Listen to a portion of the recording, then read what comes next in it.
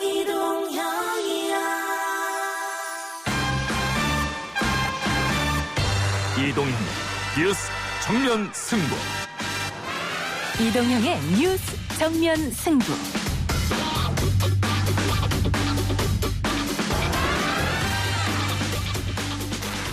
청취자 여러분 안녕하십니까, 이동형입니다. 사회적 거리두기 3단계 격상을 고민하는 엄중한 시기입니다만 더불어민주당 전당대회 시계는 계속 돌아가고 있습니다. 오늘은 노웅래, 소병훈, 한병도 세 분의 최고위원 후보 차례로 만나보겠습니다.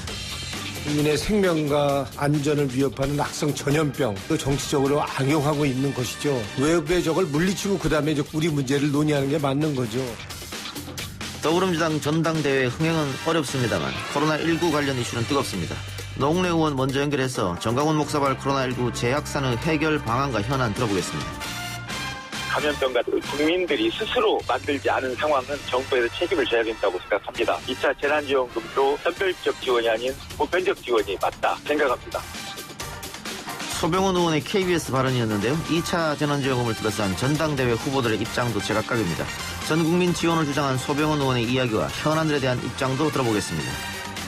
재난지원금 관련된 건 조금 빠른 면이 있지 않냐. 지금은 방역에 집중을 하고 이후에 보면서 논의를 해도 늦지 않다고 생각을 합니다. 무엇보다 당장의 방역 대책에 대한 주문도 높습니다. 게다가 의사들의 파업 문제까지 정부 여당의 숙제도 많이 있죠. 한병도 의원의 이야기도 들어보겠습니다. 정부는 수도권에 소재한 수련병원에 근무 중인 전공의와 전임의를 대상으로 업무 개시 명령을 발동합니다. 전공의, 전임의 분들은 즉시 업무에 복귀하여 주시기 바라며 업무 개시 명령을 위반할 경우 3년 이하의 징역 또는 3천만 원 이하의 벌금형 1년 이하의 면허 정지나 면허 취소 조치를 규정하고 있습니다. 오늘 3부에서는 전공의 협의회 파업과 면허 반납을 둘러싼 정부와의 강경 대치 문제, 이것 다뤄보고요. 국민의 생명을 볼모로 한 무모한 파업인지 주먹구구식 의료정책 밀어붙이기인지 논의해보겠습니다. 전국의료산업노조연맹 신승일 위원장과 이야기 나눠봅니다. 4부 안 아픈 대한민국 시간에는 황교익 칼럼니스트와 강용주 가정의학과 전문의 두 사람과 함께 빵 이야기 해보겠습니다. 8월 26일 수요일 이동형 뉴스 정면 승부 시작합니다.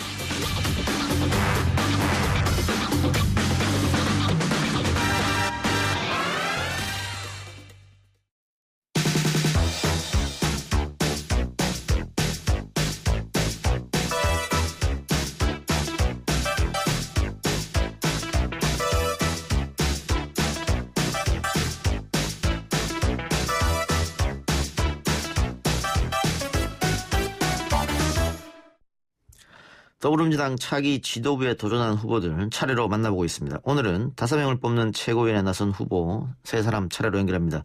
먼저 사선의 노웅래 의원 연결하겠습니다. 의원님 나와 계십니까? 예, 노웅래 의원입니다. 안녕하세요. 예, 의원님, 다선 의원 중진들은 최고위원 도전을 잘 안 하려고 하는데 왜 나선 건지 이유를 좀 말씀해 주시기 바랍니다. 창피당할까봐, 이제 좀, 방심당할까봐 그런 게 있을 수는 있겠는데요. 예. 근데 당 어려울 때 이제 각자 도생하려고 몸살이면, 당을 어떻게 할 겁니까? 그래서 예. 누군가는 좀 당 추스리고 바로 세워야 한다고 봅니다. 예. 그렇다면, 그래도 사선이나 돼갖고 공천도 받고 당선이 된 선수가 있는 사람이라면, 먼저 희생하고 양보하는 게 먼저 맞다고 보고요. 전 그래서 나선 거고요. 그래서 당의 간판이 아니라 저는 가판이 되겠다. 그러면 우리 당의 비바람이나 파도에 맞서서 이겨내겠다 하는 거고요. 그래서 당의 방패막이 그리고 총알바지가 되는 마음으로 무한 책임으로 일편당심으로 하겠다. 이런 마음으로 이번에 출마했습니다. 예. 그런데 의원님 말씀 중에 소수의 물리적인 폭력도 문제지만 다수의 다수결 폭력도 문제다. 이런 발언을 했다가 민주당 코어 지지층으로부터 비난 많이 들으셨지 않습니까? 예. 그 협치에 대한 생각은 어떠신지 다시 한번 여쭤볼게요. 그거는 원래 그때 질문은 176석의 민심이 뭐냐라고 물어본 거거든요. 예. 그래서 그럼 20대 국회처럼 그렇게 싸움만 해서 되겠느냐. 일 하라는 뜻이다. 예. 그래서 무조건 반대하는, 그러니까 야당의 무조건 반대에 끌려다니지 말라, 발목 잡히지 말라라는 뜻이다. 그래서 이 개혁 입법, 그러니까 국민이 원하고 국민한테 이익이 되는 개혁 입법, 그러니까 민생법, 혁신성장법, 미래법거리법이나 그리고 규제 혁신 개혁법, 그리고 지방자치법 이런 법 등등은 국민한테 이익이 되고 국민이 원하는 것이기 때문에 눈치 보지 말고 확실하게 올해 내에 처리하라. 그렇지 않으면 내년에는 대선 정국이기 때문에 처리 어렵다라고 얘기를 했거든요. 예. 그랬더니 그러면 모든 법을 다 표결로 다 처리하라는 거냐. 그래서 모든 법을 어떻게 다 국회라는 게 여야가 있는 거에 다 처리할 수 있느냐. 예. 그래서 무조건 그 반대하는 야당의 소수의 물리적 폭력도 문제지만 모든 법을 토론도 없이 다 저 표결로 처리한다 그러면 그것도 문제가 있다라고 얘기했는데 그 밑에 맨 끝에 부분만 따갖고 내가 다수결의 표결도 문제가 있다라고 이렇게 얘기를 하니까 우리만 뭐 그렇게 해서 마치 그냥 내가 그 말만 한 것처럼 예, 알겠습니다. 한 것처럼 이렇게 된 건데요. 예, 전체 맥락하고 그런데. 상관없이 마지막에만 잘라서 기사가 나갔군요. 그래서 저도 뭐 기자를 21년 했지만 예. 그래서 아마 기레기라는 말을 듣는 게 아닌가 이런 생각이 듭니다. 알겠습니다. 의원님 본질하고는 좀 다르게 나갔다. 본인의 의사와는 다르게. 그렇게 제가 알아듣겠습니다. 그러면 지금 공수처 문제는 어떻습니까? 공수처 출범 법정 시한을 이미 넘겨버렸거든요. 그 네. 의원님이 내년에는 대선 정국이기 때문에 올해 할 수 있는 건 다 해야 된다고 말씀하셨는데 공수처 예. 어떻게 해야 되겠습니까? 이 공수처 출범은 이제 공정성, 중립성 확보하기 위해서 공수처장 임명을 야당 추천 인사 한 명이 동의하도록 이렇게 만들어 놓은 거 아닙니까? 예. 야당은 그러면 이제 야당 추천 인사 한 명이 동의를 안 하면은 이 공수처법이 이게 공수처가 연착륙을 못 하는 거죠. 그렇죠. 근데 만약에 야당이 지금 들어오지 않고 계속 버틴다. 예. 만약에 그렇게 된다고 그런다면 이제 우리는 입법을 다시 할 수밖에 없지 않습니까? 예. 근데 이거는 공수처 출범하는 거를 연착륙 못하게 야당이 계속 버티길 한다 그런다면 결국에는 예. 21대 총선에서 야당이 심판받는 그런 재판이 될 거다 저는 이렇게 봅니다. 예. 21대 총선에서 내가 민의를 좀 반영하는 선거법 개정에 참여하지 않고 그리고 결국에는 가짜 정당 만들었다가 21대 총선에서 완전히 이제 대패당한 거 아닙니까? 예. 만약에 공수처 역시도 그러니까 야당의 요구대로 공정성과 중립성을 담보하는 조건을 붙여서 만든 법인데 이 법 자체를 시간을 끌어서 무력화하려고 그런다 그런다면 21대 총선에서 야당이 대패한 것과 마찬가지로 크게 이거는 심판받을 거다. 이런 면에서 야당은 뭐 끝까지 설득하는 이런 차원이 아니라 들어와서 뭐 공수처법에 대한 자기네 의견을 내고 이 법은 연착륙하도록 해야 된다. 예. 만약에 그렇게 한다 그런다면 결국에는 국민의 심판을 받을 예. 거고요. 만약에 공수처법에 문제가 있고 정치적인 뭐가 있다 그런다면 그거는 여당이 정부 여당이 나중에 평가받고 그리고 시비를 가리면 될 거다 이렇게 봅니다. 예. 계속 반대하면 국민 여론이 용서치 않을 것이다 이런 말씀 같은데요.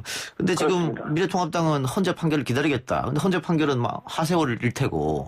그러면 그건 하지 말자는 얘기가 똑같은 얘기죠. 그렇죠. 그러면 방법론적으로 어떻게 해야 될 것이냐. 결국은 9월달, 10월달 넘어가게 되면은 국정감사 있고 그러면 또 공수처 못할 텐데. 그래서 네. 민주당 일각에서는 법을 바꿔야 되는 거 아니냐. 국정감사 네. 전에라도 그런 얘기가 나오고 있거든요. 거기는 동의하십니까 혹시? 그러니까 이제 그게 이제 우리의 이제 딜레마입니다. 예. 만약 계속 버티면 법을 새로 내서 할 수밖에 없잖아요. 예. 이제 그렇게 한다 그런다면 또 공정성과 중립성에 또 문제 제기를 또 할 겁니다. 그렇죠. 또 다른 문제를 제기할 거거든요. 예, 예. 그러니까 그런 면에 있어서 우리가 딜레마인데 끝까지 버티지 않고 우리가 좀 부슬려서 이 법을 나중에 우리가 평가받을 테니까 들어와서 하자라고 해서 들어와야 된다고 봅니다. 예. 자, 21대 국회가 출범했습니다만은 21대 국회도 여전히 시끄럽습니다. 근데 지금 코로나19 상황이 만만치 않으니까 예. 여야가 이럴 때만이라도 정쟁을 중단해야 되지 않겠느냐 이런 소리도 많거든요. 예. 야당을 향해서 하고 싶은 말 있으면 한마디 하시기 바랍니다. 이게 뭐 악성 전염병 이것도 외부의 적이라고 할 수 있는 거 아닙니까? 이런 예. 위기 상황인데 당연히 국회가 좀 돌아가야 되고요. 국회가 역할을 해야 된다고 봅니다. 예. 그러니까 이렇게 이 방역을 하는 것이 방역을 해서 코로나를 물리치는 것이 꼭 정부와 방역 당국의 책임이다. 천만에죠. 국회가 국민의 대표인 국회가 더 역할이 더 커야 될 거고요. 예. 지금 이게 지금 위기라고 하는데 국회로 봐서는 이건 기회입니다. 국회도 위상을 높일 전 절호의 기회라고 생각하고요. 예. 지금 8.15 지금 광화문 집회 같은 경우에 이거로 인해서 지금 정광훈 목사발 코로나 재확산 위기가 온 거 아닙니까? 예. 실제로 그 광화문 집회 참석에는 우리 미래통합당 국회의원도 갔고요. 그 미래통합당 그 지지하는 방해 세력도 갔단 말이에요. 예. 그렇다고 그러면 적어도 국민의 안전을 책임지는 공당이라고 그러면 지금이라도 거기에 참석을 했다 하더라도 이 방역에 동참하라, 협조하라라고 미래통합당이 그렇게 하는 게 국민의 안전을 책임지는 공당 아닙니까? 예. 근데 그렇게 안 하고 자꾸 책임을 마치 뭐 방역의 실패를 또 정쟁화하고 그걸 정부 여당에 미루는 것처럼 하는 거는 이거는 잘못된 일이다. 그리고 이렇게 하는 거는 일종의 이거는 무책임한 폭거죠. 그래서 지금이라도 국회가 역할할 수 있도록 국회가 역할할 수 있는 게 뭐가 있겠습니까? 방역을 방해하고 저항하면은 방역이 성공할 수가 없습니다. 예. 그래서 그렇다면 국회는 방역을 방해하면 검진을 거부하는 사람이 있는 경우에는 강력하게 처벌하고 징벌적 배상할 수 있는 입법을 빨리 만들어 줘야 됩니다. 그래야지 코로나 위기를 극복할 수 있는 거 아닙니까? 예, 재확산을 예. 막을 수 있는 거고요. 예. 그런 측면에서 국회는 분명히 확실하게 신속히 역할할 수 있는 게 있는데도 불구하고 국회는 들어와서는 표결도 참석 안 하고 토론은 그냥 신용만 내고 왔다 갔다 하는 지금 미래통합당의 자세는 국민의 안전이 위협되는 지금 국난 위기 상황에서 있어서는 안 될 짓을 하고 있는 거다라고 해서 지금 야당이 이제는 국회 내에 들어와서 필요한 입법은 처리해 줘야 된다라고 호소하고 싶습니다. 알겠습니다. 그 마지막으로 왜 내가 최고위원이 돼야 하는지 한 말씀 하시기 바랍니다. 예, 지금 우리 이번에 8명의 최고위원 중에 초선부터 4선까지가 있거든요. 근데 지금 평상시와 다르게 지금 우리는 내년 후년에 대선과 지자체 선거를 치러야 됩니다. 예. 이 선거는 당과 우리 이제 대한민국의 운명을 좌우할 수 있는 큰 선거인데 그렇다면 이런 큰 선거를 치르려면 적어도 정치력 있는 4선 정도 한 명이 좀 들어 있어서 당의 중심도 잡고 당대표와 최고위원의 소통의 다리 역할도 하고 민심을 또 받아들이는 소통의 다리 역할이 필요하다고 보는 거고요. 내년에 우리 또 자칫 우리 보궐선거, 서울시장 보궐선거도 해야 될지 모릅니다. 예. 그렇다면 서울시장 보궐선거를 하는데 우리 지도부에 서울 출신 지도부가 없어도 되겠습니까? 지금 서울 출신 지도부 출마자는 저 혼자입니다. 예. 그렇다고 한다면 당연히 이 글자 그대로 최저 의원이 아니고 최고 의원이라고 한다면 그래서 4전쯤 되는 의원이 하나 그 지도부에 들어가서 좀 역할을 해줄 필요가 있다. 전 이렇게 보고요. 그래서 혹시 상처받고 그리고 또 망신당할 수 있어도 과감하게 전 나온 겁니다. 알겠습니다. 의원님 오늘 인터뷰 감사합니다. 예, 고맙습니다. 예, 지금까지 더불어민주당 최고위원 후보 노웅래 의원이었습니다.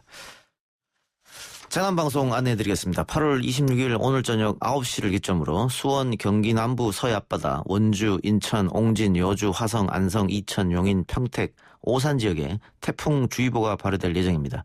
외출은 피하시고 계속 뉴스로 기상 상태 확인하시기 바랍니다. 문과 창문을 닫으시고 바람에 날아갈 위험이 있는 것들은 고정을 해서 피해 예방을 하시기 바랍니다.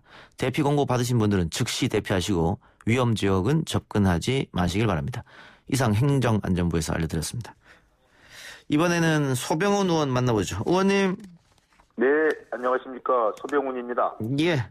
자, 앞서 인터뷰한 노웅래 의원은 4선 중진의 유연한 리더십을 강조했는데 소병훈 의원은 어떤 점을 최고위원 도전 이후로 꼽으시겠습니까? 저는 준비된 최고위원 후보라고 할까요? 예. 최근 그 당내 흐름을 비교적 정확하게 파악하고 있다. 그래서 이 문재인 정부 후반부의 성공적 마무리 그리고 그 다음 우리 정권 재창출을 위해서는 당정청 관계에 아주 좀 비교적 정확하게 알고 있는 사람이 필요할 텐데 그 부분에서는 제가 강점이라고 할 수 있고요. 또 한 가지 말씀드리자면 우리 당에 있는 과거 그 민주주의자 김근태라는 말로 우리가 김근태 선배를 얘기하는데요. 예. 그 민주주의자 김근태 선배와 함께 해온 여러 의원분들이 저에게 출마를 권유했다. 그래서 그 두 가지 정도 생각하고 나왔는데 아마 그 정권 후반부에 닥치게 될 일들 이런 일들이 우리 지난 20대 국회 후반기부터 시작되는 연속된 일이기 때문에 다음 정권 재창출까지는 매우 중요하다. 그 일을 할 사람 저는 그렇게 말씀드리겠습니다. 예. 2차 재난지원금 지금 코로나19 상황이 엄중하기 때문에 벌써 2차 재난지원금 얘기가 나오고 있습니다만 어떻게 지급할 것이냐, 전체를 다 지급할 것이냐, 아니면은 선별해서 지급할 것이냐, 이게 1차 때와 달리 2차 때는 당 안에서도 여러 의견이 나오고 있습니다. 의원님 의견 어떠신지요? 지금 그 재난 그러니까 재난지원금을 지급하느냐 하지 않느냐 이거부터 아직 결정된 사항이 아니고 예. 지금 토론 과정이고 필요한지를 이제 많은 의견들을 들어봐야 될 텐데요. 저는 우선은 그 부분은 공개적으로 토론하고 그걸 갖다가 서로 어떻게 할 것인지를 말하기보다는 지금은 코로나 방역이 우선이다. 예. 그리고 재난지원금에 대한 건 그 구체적인 그 내용보다는 기본 원칙은 정부나 우리 당의 정책위 쪽에서 서로 협의하면서 준비하는 게 좋겠다. 그리고 그 지원 방식을 어떻게 할 거냐에 대해서도 지원이 확정이 되면 예. 그때부터 이제 사실은 그 지원 금액부터 시작해서 여러 가지 고려할 사항들이 많을 텐데요. 그때 결정하면 된다. 다만 저는 우리 당이 그동안에 해왔던 원칙에 따르자면 저는 선별 지원보다는 보편적 지원이 맞다. 저는 그렇게 생각합니다. 100% 지급해야 된다? 예, 그렇죠. 예. 그걸 어떻게 나누겠습니까? 예, 알겠습니다. 그리고 또 하나, 지금 코로나 위기 상황에서 의사들이 파업에 나선 상황인데, 국민 여론은 좋지 않습니다. 환자들을 볼모로 잡아서 하고 있다. 명분이 없는 거 아니냐. 이런 반발이 강한데, 오늘 대통령이 원칙적 법 집행을 통해서 강력하게 대처하라라고 했습니다. 그런데 이 강대강으로 부딪히는 것만이 방법이냐. 또 이런 이야기도 있거든요. 의원님 생각 어떠세요? 그러게요. 지금 시기적으로 사실은 의료계하고 정부가 이 문제를 지금 서로 이야기를 하면서 의견이 다르다 그런 이유로 의료를 거부한다거나 이럴 때는 아니라고 봅니다. 예. 지금은 전 국민이 지금 비상 상태에 있거든요. 예. 코로나19 때문에 저는 정부나 의료계도 똑같이 이 사안만은 지금 멈췄으면 좋겠다. 그래서 그리고 예. 나중에 좀 시간이 지난 다음에 공론화위원회랄지 이런 부분을 좀 거쳐서 보다 많은 국민들의 의견을 구하는 게 좋겠다. 지금은 그럴 때가 아니다. 이런 생각이 듭니다. 의사들이 요구하는 것은 코로나19를 좀 조용하게 한 다음에 그 뒤에 이야기 된다 이 말씀이네요. 그렇습니다. 지금 단순히 의료계만의 문제가 아니고 사회 모든 예컨대 갈등이나 서로 대적 해결할 수 있는 이런 일이 있다면 지금은 잠깐 휴전하는 게 좋습니다. 예. 전쟁도 휴전하는데 지금은 이 엄중한 시기에 코로나에 겹쳐서 수해도 있었고 이제는 태풍까지 올라오는데 지금 국민들을 불안하게 할 필요는 없겠죠. 그렇다고 지금 어느 한쪽이 그냥 옳다고 해주기도 어렵고 그래서 이후에 저는 많은 국민들의 의견을 넣어가면서 지난번 원전 논의할 때처럼 공론화위원회 쪽에도 한번 바뀌어 올 수도 있다. 그럴 필요성도 있겠다. 알겠습니다. 네. 어제 소병훈 의원이 국토위에서 부동산 관련하는 언론 보도 문제를 강하게 비판하셨다고요? 네. 예, 언론에 탈을 쓴 어둠의 세력 이렇게 말하셨다고 하는데 그렇게 말하신 의미는 어디 있을까요? 이제 그건 국회에서 한 얘기고요. 예. 이제 여기에서 또 말하기가 좀 조심스럽긴 한데. 예. 왜냐하면 제가 그 말을 시작한 건 허위 과장 보도에서 시작한 겁니다. 부동산 문제 보도에 그런 게 있다 이 말씀이네요. 그렇습니다. 아니 있는 정도가 아니고 모든 게 허위 과장인 부분이 많은데 아주 가장 대표적인 것이 이번 8월 21일 날 부동산 허위 매물 단속을 시작했습니다. 단속을 시작하고 나니까 심하게는 일부 단지에서 90%까지 매물이 줄어든 데가 있습니다. 근데 이게 허위 단속을 시작하기 전에는 적어도 이 숫자 그대로 모든 부동산 거래 동향이랄지 부동산 시장 상황을 얘기했거든요.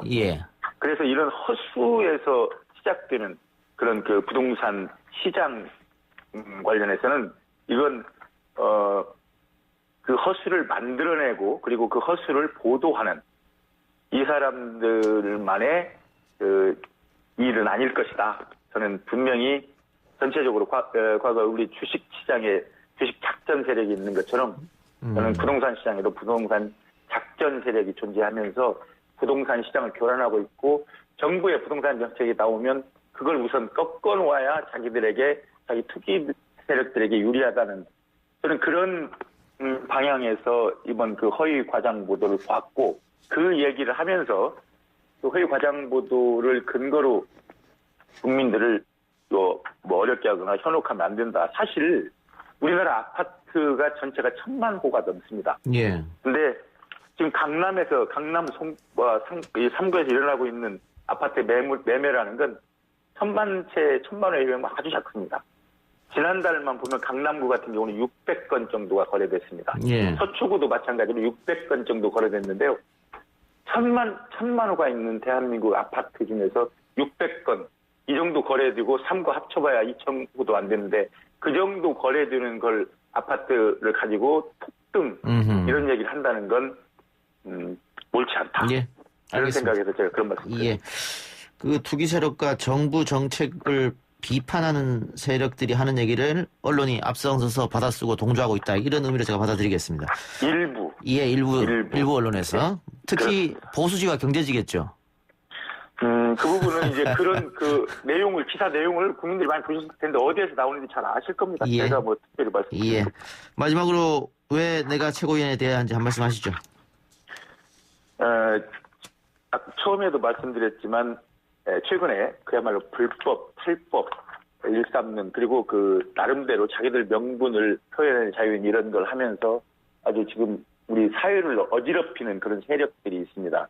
그런 세력들이 저는 단순한 어떤 일부라기보다는 우리 정부의 어떤 저항하면서 반정부 형식을 띠고 있다.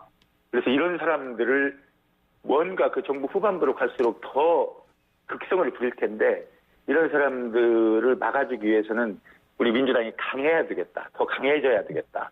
그래서 문재인 정부의 후반부를 지키는 그런 강한 민주당을 만들겠다는 그런 뜻에서 제가 그동안에 우리 민주당이 해온 일을 쭉 당에 세웠기 때문에 이어서 이런 일을 하면서 우리 문재인 정부 후반부의 실패를 노리고 전혀 앞뒤 없이 달려드는 그 세력들을 좀 막겠다. 그래서 문재인 정부의 성공적인 마무리를 하고 그러고서 그걸 기반으로 정권 재창출을 하겠다. 그 일에 제가 가장 적합한 사람이다라는 생각으로 제가 최고위원이 돼야 되겠다는 그런 생각을 하게 됐습니다. 예. 의원님 오늘 인터뷰 고맙습니다. 예, 고맙습니다. 지금까지 더불어민주당 소병훈 의원이었고요. 마지막으로 한병도 의원 연결합니다. 의원님. 네, 여보세요? 예, 의원님 나와 계십니까? 네, 안녕하세요. 한병도입니다. 예, 의원님 국회의원 하시다가 한참 야인으로 떠도시다가 청와대 갔다가 오랜만에 원내 복귀하셨는데 예. 최고위원회 나가야겠다 이렇게 생각한 이유가 있을 것 같습니다. 예, 저 12년 만에 국회에 돌아왔는데요. 예. 예. 이게 제가 17대 때가 그때 노무현 대통령님 집권기였습니다. 예. 근데 이제 집권 후반기에 가장 심각했던 문제가 저희 이제 대통령 지지율이 떨어지니까 저희 당내에서 대통령 후보 국회의원분들이 그냥 입만 열면 대통령님을 막 비하하고 비난했거든요. 예. 그래서 이제 우리 내부 다툼으로 그때 당시에 이제 당도 뭐 쫄탕 망하고요. 대통령 선거도 지고요. 계속 선거에서 그때 이제 참패를 했었습니다. 예. 그때 얻은 교훈이 집권 후반기일수록 똘똘 뭉쳐야 된다. 그래야 마지막까지 그 현안을 책임을 지고 일을 해야 된다. 그러기 위해서는 이제 당정청의 긴밀한 소통이 필요하잖아요. 예. 그래서 이제 제 청와대 경험은 소통을 하는데 그래도 제가 가장 잘 역할을 할 수 있지 않을까 생각해서 출마를 했습니다. 예. 그런데 지금까지 대통령 지지도가 굉장히 높았기 때문에 당이 청와대에 좀 끌려간 거 아니냐 이런 얘기가 많았거든요. 그런데 의원님 지금 말씀하신 걸 보면 소통하겠다고 하셨습니다만 결국은 또 당이 청와대에 끌려가는 모양새 그렇게 나타나지 않을까 이런 걱정도 하시는 분이 있을 것 같아요. 저는 당이 청와대에 끌려들었다는 얘기는 저는 전혀 동의를 할 수가 없습니다. 예. 왜 그러냐면요. 예를 들어 고위당정청을 하더라도 뭐 비서실장, 뭐 총리, 그다음에 당대표 있으면 당대표가 차지하는 위상이 제일 큽니다. 예. 그리고 실제 일을 뭐 최근의 일만 보더라도요. 예를 들어서 부동산 대책 내는데 더 강하게 당에서 주도를 사실은 했었잖아요. 예. 네, 그렇기 때문에 이건 좀 이분법적인 생각입니다. 그냥 막연히 청와대에서 하고 당은 따라간다는 생각인데 실제 내용적으로 보면 당대표 유선이 가장 크고 여러 정책들을 당이 주도를 해서 하는 것들이 굉장히 많고요. 정부 정책의 주요 추진하는 것들은 당에서 실질적으로 하지 않으면 어렵습니다. 그리고 또 이제 그 어떤 분리하는 것보다는 사실은 문재인 정부가 민주당 정부이고 민주당 정부가 또 문재인 정부이기 때문에 논의를 해서 한 팀으로 일을 하는 거죠. 어디 뭐 끌려다니고 그런 관계가 전혀 아닙니다. 예. 네. 그 정무수석 하셨을 때 정무수석 역할이 야당과의 소통 뭐 이런 게 있지 않습니까? 네, 많이 했습니다. 예, 많이 하셨는데 21대 국회가 여야가 또 협치가 제대로 안 되는 것 같다 이런 비판이 있습니다. 최고위원으로 입성하시면 야당과의 문제는 어떻게 풀어나갈 생각이십니까? 제가 뭐 수석으로 있을 때도 대통령께서 뭐 여러 번 강조를 해서 협치를 강조를 많이 하셨었습니다. 생각의 차이가 있으면 만나서 서로 극복하기 위한 노력을 하고 또 여야가 역할 분담도 하고 그래야 그게 협치죠. 근데 이제 저희들이 대통령님께서 아마 역대 어느 대통령님들보다도 뭐 당대표, 원내대표, 개별 대표 회담을 가장 많이 하고요. 또 여야정 상설협의체라는 틀을 이미 그 여야가 합의를 해서 사인을 했습니다. 그래서 3개월에 한 번씩 만나고 수시로 만나자. 그래서 좀 요런 이미 기존의 여야가 합의한 이런 틀이 있기 때문에 좀 상설협의체를 다시 가동을 해서 서로 야당도 참여하고 여야가 그 청와대와 함께 논의하는 틀을 좀 빨리 복원하면 협치가 복원되지 않을까 그렇게 생각을 합니다. 그 상설협의체를 뭐 만들고 안 만들고가 중요한 게 아니라 얼마나 잘 활용되느냐가 중요한 거 아니겠어요? 그렇죠. 근데 이제 뭐 활용을 떠나서 일단은 만나야 되잖아요. 그 만나기 위해서 서로 간에 여당도 그렇고 청와대도 그렇고 야당도 명분이 있는 것이 이미 이 상설협의체를 만들자고 합의를 했기 때문에 이제 그 정신에 입각해서 거기서 모여서 생각의 차이를 조율하면 저는 될 것 같습니다. 예. 그리고 국민들이 지금 많이 걱정하는 게 코로나19 상황에서 의사들이 파업이 났었단 말이죠. 네네. 지금 박능구 장관이 업무 개시 명령을 발동을 했고 문재인 대통령은 강력하게 대처하라고 얘기했습니다. 근데 대화로 풀어야 되지 않느냐. 너무 이 강력하게 대처하다 보면 파국으로 치닫는 거 아니냐. 이렇게 걱정하는 분도 계시거든요. 어떻게 보세요? 사실은 의협하고도 총리가 나서서 수차례 거의 매일 협상을 하지 않았었습니까? 그냥 일방적으로 지금 업무 개시 명령을 내린 건 아니죠. 정말 여러 차례 협상을 했는데 이 협상이라는 또 객관적 조건이 어떤가를 지금 봐야 되는 거 아닙니까? 객관적 환경은 지금 코로나19가 지금 확산이 아주 많이 되고 있고 3단계로 격상을 하냐 마냐의 상태에 지금 있는 겁니다. 그럼 바로 이것은 국민 생명과 직결이 되는 거잖아요. 이런 직결되는 현재 객관적인 상황에서 파업을 하겠다. 이걸 어느 국민이 그 용납을 하겠습니까? 그래서 지금은 이후에 논의를 끊자는 게 아니잖아요. 근데 이런 지금 심각한 상황이기 때문에 현재는 업무에 복귀를 하고 이후에 논의를 하자고 그러는데 파업을 만약에 한다면 이건 강력하게 저는 대응을 해야 된다고 생각을 하고요. 이런데 강력하게 정부가 대응을 못하면은 저는 이건 무능으로 바로 연결될 거라고 생각을 합니다.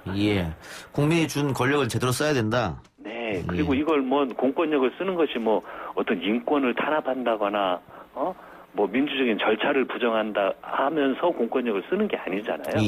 네, 이건 어떤 지금 위기 상황, 국민의 안전과 생명과 관련된 상황에 있어서는 당연히 공권력이 우선 국민의 생명을 지키는데 사용돼야 된다고 생각을 합니다. 하나만 더 여쭙죠. 시간이 없으니까. 네네. 자, 2차 재난지원금 지급 문제가 지금 여러 가지 이야기가 나오고 있는데 당에서도 하나로 중지가 안 모아집니다. 차기 대선 주자들도 이낙연, 이재명 다른 이야기를 하고 있거든요. 의원님 생각은 어때요? 이게 이제 최종 어떤 그 판단을 하기 전에 다양한 논의가 있는 건 저는 다양하다고 생각을 하고요. 저는 이제 필요시에는 지급하는 걸 원칙으로 해야 된다고 생각을 합니다. 근데 지금 이제 2단계에서 3단계로 격상을 하냐 마냐를 놓고 지금 모니터링을 하고 있잖아요. 그래서 재확산 이 상황을 좀 보면서 현재는 이 상황에 코로나19를 재확산을 방지하는데 모든 역량을 집중을 하고 이후의 상황에 어떤 시장 반응 어려움들 이런 걸 좀 보고 가면서 논의를 해도 저는 늦지 않다고 생각을 합니다. 그리고 이미 재난지원금을 저희들이 한번 했던 이런 경험들이 있기 때문에 상황을 보고 결정을 해도 저는 늦지 않을 거라고 봅니다. 근데 그런 일이 없으면 좋겠습니다. 만약에 코로나19가 더 확산돼서 사회적 거리두기가 3단계가 되면 굉장히 시급해지지 않습니까? 그럼 빨리 미리 좀 준비를 하는 것도 나을 것 같은데요. 예, 이제 지급하는 건 이제 저번에 경험을 통해 가지고 지급 방식, 내용, 절차 이런 건 이미 다 시스템화돼 있잖아요. 예. 그래서 결정만 하면 지급할 수 있는. 그러면 1차 때와 같이 전 국민한테 바우처 형식으로 주는 게 맞다 이렇게 보시는 겁니까? 아니요. 이제 그 상황을 판단을 해야죠.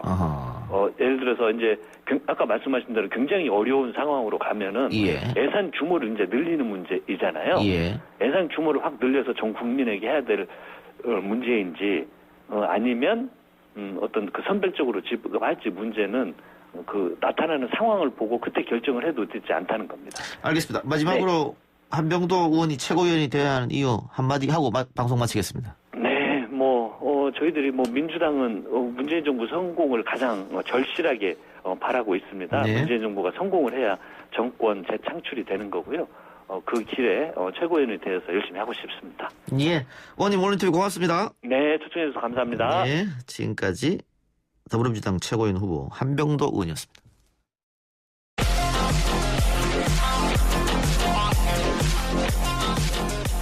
오늘 나온 뉴스 언박싱에 드린 기자 언박싱. 오늘은 아주경제 김태현 기자 나왔습니다. 어서 오십시오. 안녕하십니까, 김태현입니다. 오늘 검언유착 당사자인 이동재 전 채널A 기자의 재판이 있었습니다. 네, 오늘 서울중앙지법 형사 1 단독 박진원 부장판사 심리로 이동재 전 기자에 대한 첫 공판이 진행됐습니다. 이 재판에는 후배 백승우 기자도 나왔습니다. 예. 오늘 재판 내용을 좀 살펴볼까요? 네. 오늘 재판을 보면은 이동재 전 기자 측과 백성우 기자 측 모두 혐의를 부인했습니다. 이 전 기자 측은 유시민이라는 특정 정치인을 겨냥한 것이 아니라 유 이 사장의 강연류 의혹에 대해 여러 가지 언론 보도가 있었기 때문에 의혹을 따라간 취재에 불과하다는 것과 그리고 제보하지 않으면 불이익을 주겠다고 한 적 없다. 공소장을 이 두 부분을 반박을 했고요. 그리고 백 기자 측은 이제 이 전 기자 측과 공모 관계에 대해서 아예 선을 그었습니다. 1년 반 경력의 막내 기자라는 점을 강조하면서 취재 현장에 같이 참석하거나 미팅 자리에 동행한 것이 전부라는 설명입니다. 글쎄요. 그런데 제보자 X에게 이 백 기자가 전화도 하고 네. 그 채널A 사무실에서 했던 얘기가 우리의 의견입니다. 이렇게 전달하게 됐었잖아요. 네, 그렇습니다. 그런데 전혀 상관이 없다라고 말하기 좀 그런 것 같은데 어떻게 보세요? 일단은 이동재 전 기자랑 아예 선을 그으려고 하는 것 같아요. 보면은 이제 검찰은 이제 한동훈 검사랑도 통화한 내용이 있다라는 점을 주장을 했는데 일단은 여기를 빠져나가야 되기 때문에 그 백성호 기자는 선을 그은 것으로 보이고요. 그리고 이동재 기자의 반박도 조금 저는 이해가 안 되는 부분이 있는데요. 일단 현재까지 공개된 자료들만 봤을 때는 이철 전 대표에게 보낸 편지에 유시민 이사장이라고 특정이 돼 있고요. 예. 그게 공익의 목적인지는 저는 잘 모르겠습니다. 그리고 당시까지 보도된 내용들을 보면은 그 유시민 이사장이 신라젠 관련 강연을 했고 그 당시에 신라젠에서 돈이 빠져나간 내용들이 있다라는 의혹 보도들이 나왔는데 이게 기자들이라면 누구나 궁금해할 수 있는 부분이긴 합니다. 예. 근데 한동훈 연구위원과 이전 기자 측 주장을 모두 받아들인다고 해도 현장에서 취재를 하고 있는 기자가 해당 내용을 가지고 편지를 보내서 가족이 구속될 수 있다. 그리고 이게 불이익을 줄 수 없다는 말, 그러니까 불이익을 줄 수 있다는 말과 그 다른 말인지는 잘 모르겠습니다. 가족 이야기를 편지 썼으니까요. 네. 예. 그리고 이대로 있으면은 뭐 중형이 내려질 것이다. 뭐 이런 얘기도 했기 때문에. 네네. 그래요. 알겠습니다. 근데 재판 이후에 재밌는 점이 있었다는데 어떤 거예요? 지금 청취자분들도 확인해 보시면 좋을 것 같은데요. 이 기사들을 보면은 오늘 나온 기사들은 대부분 이동재 전 기자 측의 변호인의 말로 나오고 있습니다. 네. 그러니까 검찰과 변호인의 주장을 현장에서 제대로 듣고 쓰는 건 정말로 좋은 일인데 이게 이동재 전 기자의 재판이라서 그런 건지는 앞으로도 좀 지켜봐야 될 것 같습니다. 예. 정경심 교수 재판에서는 검찰 이야기만 받았었는데 네. 변호인 이야기는 쓰지 않고 이번엔 반대다 이 말씀이네요. 이게 아예 반대입니다. 그래요. 코로나19 상황 좀 살펴볼까요? 네, 중앙방역대책본부는 이날 0시 기준으로 코로나19 신규 확진자가 320명 늘어서 누적 18,265명이라고 밝혔습니다. 1일 신규 확진자 수는 지난 21일에서 23일, 죄송합니다. 23일 사흘 연속 300명대를 기록한 뒤에 24일과 어제 이틀간 200명대로 다소 떨어졌지만 이날 다시 300명대로 증가한 겁니다. 그 주요 감염 사례를 보면은 어제 정오 기준으로 서울 사랑제일교회와 관련해 총 915명이 확진이 됐고요. 이 교회 집단 감염은 의료기관과 어린이집 등 이미 22곳으로 전파가 된 상태입니다. 예. 자, 그 미래통합당 쪽에서 8.15 집회뿐만 아니고 민주노총도 집회를 하지 않았느냐. 네. 왜 이야기는 하지 않느냐. 이렇게 이야기했던데 민주노총이 전체 명단을 제출하기로 했다면서요. 네, 그 정은경 본부장이 오늘 정례 브리핑에서 민주노총에 대해 집회 참석자들에 대한 명단 제출 요청을 공문으로 시행을 했고 명단을 제출하기로 했다고 밝혔습니다. 지난 8월 15일 민주노총 집회에서 확진자가 1명이 확인이 됐는데 이 확진자가 도심 집회에서 노출됐을 가능성과 함께 그 이전에 사업장에서 노출됐을 가능성도 있어서 방역당국이 역학조사에 나선 겁니다. 이와 관련해서는 앞서 문재인 대통령도 코로나19 방역엔 특권은 없다면서 민주노총이 명단 제출을 거부한 것과 관련해 엄정하게 대응하라고 지시한 바 있습니다. 8.15 태극기 집회도 마찬가지고 민주노총도 마찬가지고 지금 코로나19 엄중한 상황에서는 방역 당국의 어떤 지시나 이런 거 따르면서 협조를 해야겠죠. 그 온라인상에는 8.15 집회나 그 사랑제일교회와 관련한 집회에 참석한 분들한테 민주노총 집회에 참석했다라고 해명해라 라는 그 가짜 뉴스가 돌고 있는데 이런 이제 보도가 나오면 사실은 이제는 필요 없어지는 가짜 뉴스가 되는 거죠. 그래. 자, 근데 문제는 홍수 복구도 아직 제대로 못했는데 태풍 바비가 올라오고 있어요. 네, 지금 기상청은 오늘 오전 브리핑에서 27일 새벽 태풍 바비가 서울에 가장 근접할 것이라고 예측을 했습니다. 오늘 제주 지역에서는 초속 36.4m의 바람이 관측이 됐는데요. 이 바람에 제주시청 인근 도로에서는 가로수가 바람에 꺾여서 도로를 덮치는 경우도 있었고요. 신호등이 도로에 떨어지기도 했습니다. 예, 이번 태풍은 굉장한 바람과 함께 몰려온다 이런 얘기가 있던데 그러면 내일 출근 시간이 좀 어려워지겠네요. 네, 강풍이 예상되는 시간이 내일 아침 출근 시간입니다. 그러니까 실제 체감하는 바람의 수준은 실제 관측된 바람의 수준보다 더 강할 것으로 보이는데요. 내일 아침 출근할 때는 각별히 주의를 하셔야 될 것으로 보입니다. 예, 교량 건너실 때도 당연히 주의해야 될 것 같고요. 자, 정세균 총리가 어제 의사들에 대해서 복귀를 촉구했습니다. 다시 한번. 네, 정 총리는 환자의 생명을 담보로 하는 의사들의 집단 행동은 국민들께서 결코 용납하지 않을 것이라면서 집단 행동에 나서는 의사들은 정부의 업무 개시 명령에 따라 즉시 의료 현장으로 복귀해 주실 것을 촉구한다고 밝혔습니다. 예. 보건복지부 장관이 파업 의사들 향해서 업무 개시 명령을 내렸죠? 네. 그러니까 정부는 그동안 예고했던 대로 의료계의 단체 행동에 대해 법과 원칙대로 대응하기로 했습니다. 우선 전공의와 전임의를 대상으로 업무 개시 명령을 발동했는데요. 26일 오전 8시를 기해 수도권 소재 수련병원에 근무 중인 전공의와 전임의를 대상으로 즉시 진료 업무에 복귀할 것을 명령했습니다. 그러니까 개별적 업무 개시 명령 불이행 시에는 형사처벌이 가능하고요. 행정처분도 가능하게 됩니다. 그 이후에 업무 개시 명령을 미이행하거나 거부한 의료기관에 대해서는 업무정지 처분을 내릴 수 있고요. 거부자에게는 3년 이하의 징역 또는 3천만 원 이하의 벌금을 부과하는 것도 검토할 계획입니다. 예, 이게 지금 의사들은 이번 정부가 내놓은 정책에 근본적인 문제들이 다 빠졌다고 하는데 네네. 근본적인 문제들은 하루아침에 해결되는 게 아니니까 그렇죠. 좀 멀리 내다보면서 앞으로 토론하고 논쟁하고 필요할 것 같고요. 다만 지금 코로나19로 굉장히 어려운 상황이기 때문에 이 상황에 하필이면 파업을 한다면 과연 그게 국민들의 지지를 받을 수 있겠느냐. 명분이 좀 없어지는 거잖아요. 게다가 정원을 10% 지금보다 10% 그것도 10년간 한시적으로 늘리겠다고 했음에도 불구하고 그걸 가지고 파업을 한다라고 하면 결국은 밥그릇 싸움, 밥그릇 지키기 이렇게밖에 비춰질 수 없기 때문에 네. 파업도 국민적 지지를 얻어야 성공할 수 있는 거 아니겠어요?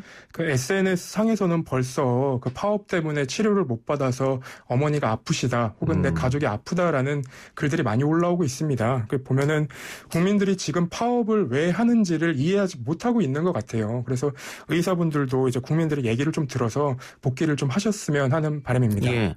우리 YTN도 과거에 파업을 여러 차례 했습니다만 그때는 공정 보도라는 명분이 있었지 않습니까? 네. 그렇기 때문에 많은 시민들이 박수를 쳐줬던 건데 이번 파업은 그런 명분이 없기 때문에 과연 박수를 받을 수 있을지 그건 잘 모르겠습니다.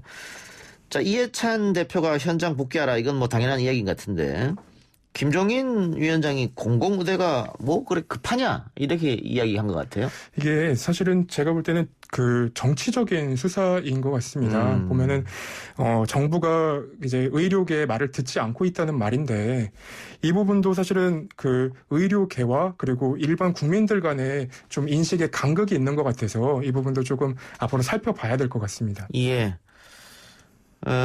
물론 일방적 정책을 발표한 정부도 약간 실망스러운 부분이 있죠. 근데 이 부분에 대해서는 앞으로 시간이 좀 있으니까 네.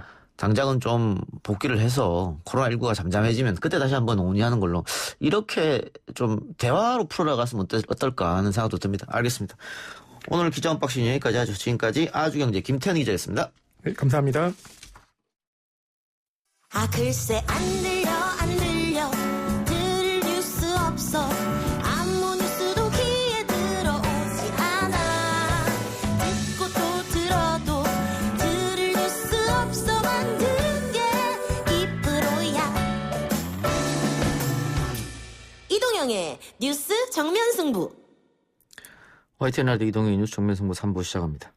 의대 정원 확대 등에 반발하며 의사들이 집단 휴진에 들어갔습니다. 코로나 재확산 위기 상황에서 국민의 생명을 담보로 자신들의 요구를 관철시키겠다는 투쟁입니다. 오늘 대통령은 원칙적인 법 집행 통해 강력하게 대처하라고 지시했죠. 사실 병원에서 의사들만 일하는 건 아닙니다. 간호사, 의료기사, 행정직 등 여러 직군이 모여있죠. 어쩌면 이분들이 겪는 고충이 더 클 수도 있겠습니다. 의사가 아닌 보건, 의료, 노동자들은 이번 의사들의 집단 행동을 어떻게 보고 있을지 한국노총 산하 전국의료산업노동조합연맹 신승일 위원장 연결해서 이야기 나눠보겠습니다. 위원장님 나와 계십니까? 네, 안녕하세요. 예. 신승일입니다. 전국의료산업노동조합연맹 의료노련 어떤 분들이 모여 계신 겁니까? 예, 의사를 제외한 의사를 제외한 병원에서 일하는 그 간호사나 의료기술직 선생님들과 뭐 행정직 또 뭐 그 외에 다양한 직종의 여러분들이 같이 모여서 노동조합 활동을 하고 있습니다. 예, 간호사, 영상 촬영 기사, 물리치료사, 또 행정직, 네, 진단검사, 그런 분들이겠네요. 네. 예. 자, 오늘 의사들의 두 번째 진료 거부 어떻게 보고 계십니까?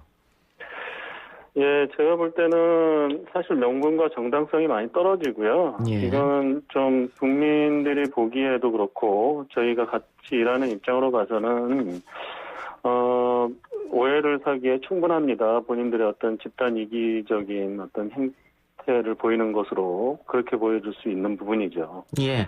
명분이 없다는 말씀은 여러 군데서 지금 하고 있는데 지금 위원장님은 인하대병원에서 근무하십니까? 네, 인하대병원에서 근무를 하고 있고요. 또 이제 제가 그 상급단체인 전국의료산업노동조합연맹의 위원장을 병행하고 있습니다. 병행하고 있습니까? 예. 네. 지금 인하대병원은 어떻습니까? 그 수술이나 환자 내원 어떻게 진행되고 있나요? 네, 실제로 외래 부분은 전공의 선생님들이 그렇게 많이 관련이 있지 않기 때문에 외래는 그렇게 큰 피해는 없고요. 또 그렇게 크게 진료에 지장을 주지는 않습니다. 물론 조금 더 줄어든 건 맞는데 심각한 정도는 아니지만 이제 전공의 선생님들이 23일부터 본격적으로 진료 거부를 시작하고서부터는 입원 환자 수를 좀 많이 줄였어요. 그래서 실질적으로 병상 가동률의 한 70% 이하로 떨어진 상태로 운영이 되고 있죠. 예. 지금 의사들이 진료 거부하는 가장 큰 이유가 의대 정원 확대라는 정부의 정책인데요. 이 의대 정원 확대하면 안 된다. 납득이 가십니까? 위원장님은 어떻습니까? 이게 이제 정당성이 가장 많이 떨어지는 부분 중에 하나인 것이 우리가 이제 현장에서 일을 하다 보면 조합원들이 힘들다 그럴 때마다 하는 말들이 있습니다. 가장 먼저 꺼내는 말이 인력 좀 충원 좀 해달라 이런 말이거든요. 그럼 마찬가지로 의사 선생님들도 일이 힘들고 또 어떤 근로 시간과 노동 강도가 굉장히 높아요. 예. 우리 특히 전공의 선생님들이 그 부분이 더 심하죠. 근데 그렇다면 이건 어떻게 해결을 해야 되냐면 결국엔 인력이 더 들어가서 예. 업무 자체, 직무를 좀 분할해서 예. 나눠서 일을 좀 해야 된다는 거예요. 예. 근데 지금 역설적이게도 인력이 더 들어가야 됨에도 불구하고 일은 힘든데도 인력이 더 들어가지 않아야 된다라고 지금 그런 말을 하고 있는 예. 거거든요. 그러니까 정반대의 얘기를 하고 있는 거죠. 결국은 기득권 지키기다 이렇게 보시는 거네요. 저희는 그렇게 보여집니다. 예. 저희가 지난번에 간호사분하고도 인터뷰를 했었는데 간호사분들은 너무 힘들다 현장이 인원이 없어서 그래서 정부가 나서서라도 인력을 증원해달라 이렇게 요구를 하셨거든요. 네, 그게 당연한 거죠. 예, 힘드니까 더 많이 인력이 증원이 돼서 일을 좀 나누는 게 당연히 맞는 것 같은데 의사들은 지금 그걸 반대하고 있기 때문에 이해가 안 되는 그런 상황입니다. 그렇죠. 예. 자, 의사들은 그런데 어쨌든 이게 의사 수만 늘려서는 해결될 문제가 아니고 과목 간, 지역 간, 의사수 불균형 그러니까 뭐 인기과, 비인기과 또 지방으로 잘 안 내려가려고 하는 문제점 이걸 먼저 해결하라라고 하는데 이건 어떻게 보세요? 그냥 명분 쌓기 위한 이야기인 것 같습니까? 아니요. 그 부분은 일정 부분 맞는 말이기도 하고요. 예. 일정 부분 그 부분은 좀 인정이 되는 부분이에요. 왜 그러냐면 이제 인기과나 비인기과는 실질적으로 어떤 상황을 초래하냐면 인기과에는 경쟁이 심화될 수밖에 없는 거고요. 예. 비인기과는 상대적으로 인기가 없다 보니까 지원이 안 된다는 거잖아요. 예. 그렇다면 인력을 늘렸을 때 이게 해결이 되냐 이렇게 봤을 때는 해결은 안 되죠. 왜냐하면 여전히 인력 의사 수 의대 정원을 확대해서 의사의 배출을 인원을 늘린다고 해서 그 인원이 그대로 비인기과로 갈 거라는 보장은 없으니까요. 예. 그러니까 여전히 인기과에서 경쟁은 더 치열하게 벌어질 것이고 비인기과는 여전히 외면을 당할 것입니다. 근데 이제 여기에는 그 말이 의사 선생님들의 말이 맞아요. 그러나 이 부분은 정부가 요번에 정책을 발표를 하면서 좀 놓친 부분이라고 저는 생각하는데 그만큼 인기과와 비인기과의 어떤 여러 가지 차별적인 문제를 정부는 또 어느 정도는 좀 구체적이고 좀 장기적인 관점에서는 의사 선생님들의 어떤 지금 불만족스러운 부분을 조금은 해결해 줄 수 있는 어떤 대안을 제시를 했어야 된다고 봅니다. 예. 알겠습니다. 그런 문제도 있고요. 자, 그런데 의료 노련에서 현재 10%도 안 되는 공공의료기관이 코로나19 환자의 약 78%를 감당하고 있다. 이렇게 이야기했거든요. 이건 어떤 취지입니까?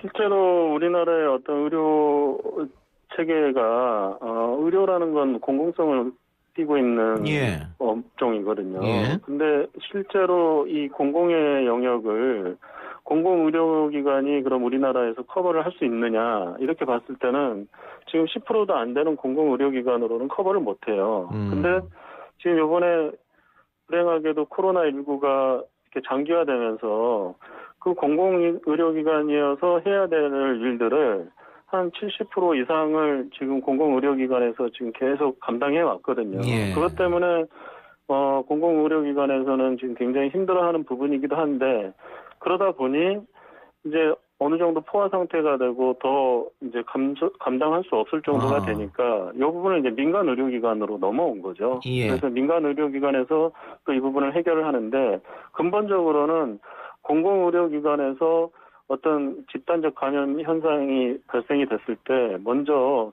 초기에 잘 대응을 하려면 공공의료기관이 지금보다는 더 많이 늘어나야 된다.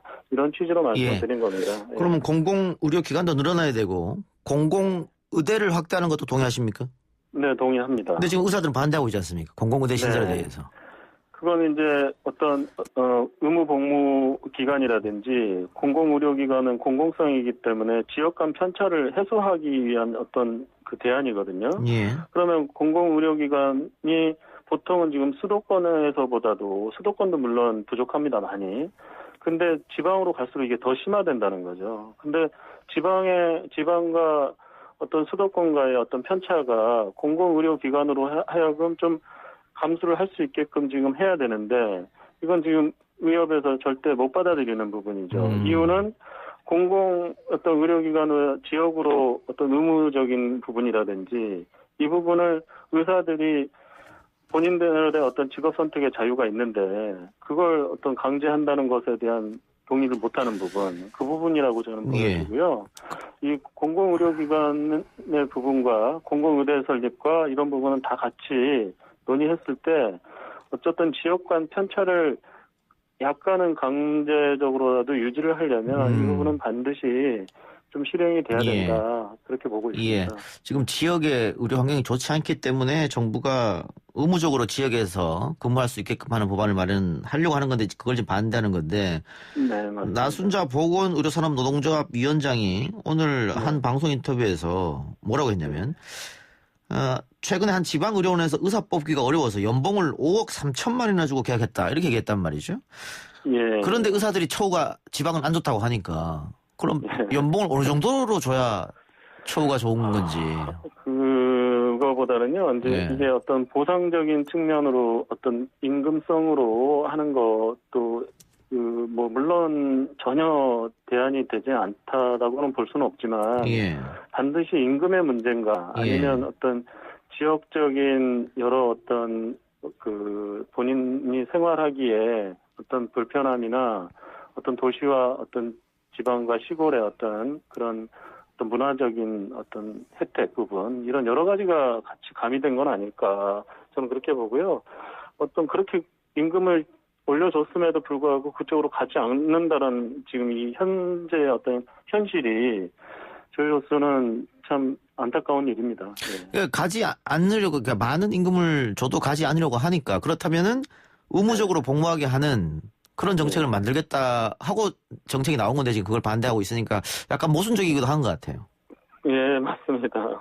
근데 그렇다 하더라도 어떤 의료의 공공성을 우리가 생각한다면 어쨌든 지역의 또 의료의 혜택에서 좀 멀어져 있는 사람들, 의료의 어떤 환경에 금방 이렇게 접근이 안 되는 사람들, 이런 사람들한테는 어쨌든 이게 정부에서 뭔가는 어떤 대안을 마련해야 되는데 그걸 이제 정부에서 내놓은 게 공공의대 확충과 공공의료기관 또 지역 간 어떤 수급 불균형 해소 이런 측면으로 대안을 이걸 내놓은 거죠. 그래서 이제 그런데 의사들은 그럼 그런 의무 복무 기간을 우리가 거기서 꼭 어떻게 해야 되는 지금 이런 상황에서 본인들이 약간 좀 힘들어하는 부분이죠. 그래서 그 부분도 일정 부분 이해는 되는데 이 부분은 꼭 지금 당장의 어떤 단기적인 측면으로보다는 향후에 어떤 의료 수가의 부분에 있어서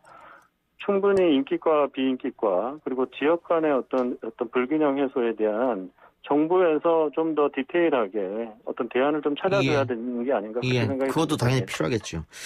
네. 최근에 의대생들이 덕분에 캠페인을 조롱하는 듯한 그런 영상을 만들어서 논란이 됐었는데 사실 코로나19로 인한 그 덕분에 캠페인은 뭐 의사들뿐만이 아니고 지금 위원장님이 속해 있는 노련처럼 뭐 간호사분들 또 행정직 요원들 또 영상의학과 검사 파트에 계신 분들 또 소방대원들 경찰들 이런 분들을 다 통틀어서 덕분에 챌린지를 한 거거든요. 그런데 이번에 그런 영상을 봤을 때 어떤 느낌 드셨어요? 저는 사실 그 영상을 따로 보지는 않았고요. 우리가 이제 덕분에 캠페인은 응원의 메시지거든요. 그래서 응원의 메시지로 한 건데 그걸 만약에 어떤 다른 의도로 만약에 했다면 그건 뭐 올바르지 않죠. 저는 그 영상을 따로 보지는 않았습니다. 그래요. 안 보시길 추천드립니다. 혹시 힘 빠지실까 봐. 알겠습니다. 그 청와대 국민청원에도 그 의대생의 국시 취소 문제, 이거 구제해주지 말아라. 뭐 이런 청원이 20만 명 훌쩍 넘었는데 이런 걸 보면 역시 이번 의료진들의 어떤 거부 문제, 또 의대생들의 문제, 국민들의 성원은 받지 못하고 있는 것 같습니다. 이게 제가 처음에도 말씀을 드렸지만 이게 우리가 어떤 조직이나 개인이나 누군가가 어떤 일을 도모하고 할 때에는 어떤 정당성 획득이 제일 중요하거든요. 그 정당성 측면에서 약간 무리해 보인다.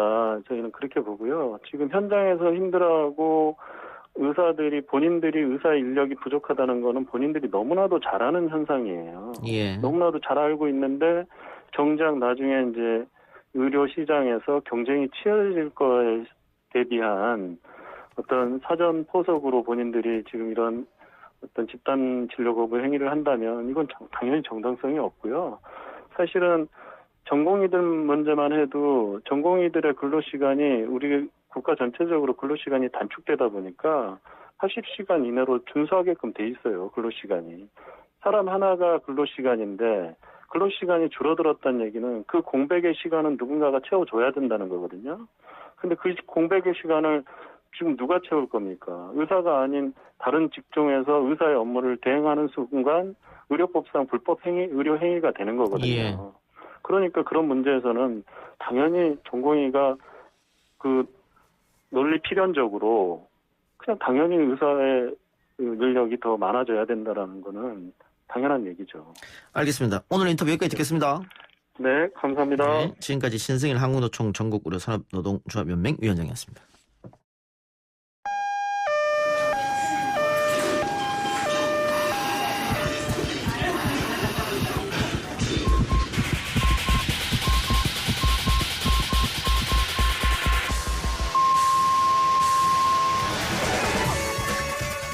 많이 아파.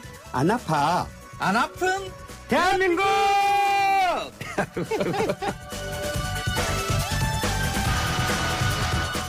수요일 4부 안 아픈 대한민국 시간입니다. 맛있는 한 그릇에 담긴 건강한 세상, 건강한 문화 이야기를 맛보는 시간입니다. 맛 칼럼니스트 황교익 씨, 안 아픈 강용주 원장 나왔습니다. 어서 오십시오. 안녕하세요. 황교익입니다. 안녕하세요. 강용주입니다. 팝에 동참하셨습니까? 오늘 열심히 돈 벌고 왔습니다. 목구멍이 포도청이라 이래야 됩니다. 예. 의사 선생님이 계시니까 안 물어볼 수가 없네요. 예. 최근의 사태는 어떻게 보고 계세요? 지금 의협에서는 4가지 주장을 하시죠. 국가대학 정원 확대, 그다음 공공의대 설립, 협약의 급여화 시범 사업, 그다음 비대면 진료 육성 이런 거 4가지를 말씀을 하시는데 저는 지금 코로나가 2차 대유행 시기를 맞이했다고 하지 않습니까? 우리가 감염병 유행 시기에는 코로나19에 걸린 사람만이 아니고 일반 사람들의 사망률도 훨씬 높아져요. 대구의 경험을 보면은 대구의 지난 1분기 때 평소 때보다 보통 환자들, 코로나 아닌 사람들의 환자들이 사망자 수가 900명이 늘었대요. 그래서 이 코로나 때는 감염병뿐만 아니라 일반 사람들도 의료 공백 때문에 취약한 부분이 피해를 입는 부분이 있어서 그런 부분에 있어서는 좀 아쉽고 그렇다라는 생각들을 합니다. 왜냐하면 기본적으로 의사라는 게 사람의 건강과 생명을 지키는 직업이잖아요. 그렇죠. 그것 때문에 우리한테 권리나 특권을 주는 거고 그래서 거기에 명예까지, 권리와 특권에 맞게 우리가 의무를 해야 되는데 그런 부분들에서는 좀 문제가 있고요. 그렇지만은 뭐 의협에서나 이렇게 주장하는 것 중에 예를 들면은 의대 정원이 현재 지금 3,058명이거든요. 예. 그것을 400명 늘려서 3,458명으로 앞으로 늘리겠다고 하는데 10% 늘리는 문제 가지고 이걸 그럴까 싶기도 하고 또 한편에 있어서는 의료 정책이라고 하는 것은 정부와 의사 둘만이 아니에요. 예. 의료의 당사자들이고 소비자들인 시민들의 의견이 우리나라 의료 정책에 저는 적극 반영돼야 된다고 생각을 하거든요.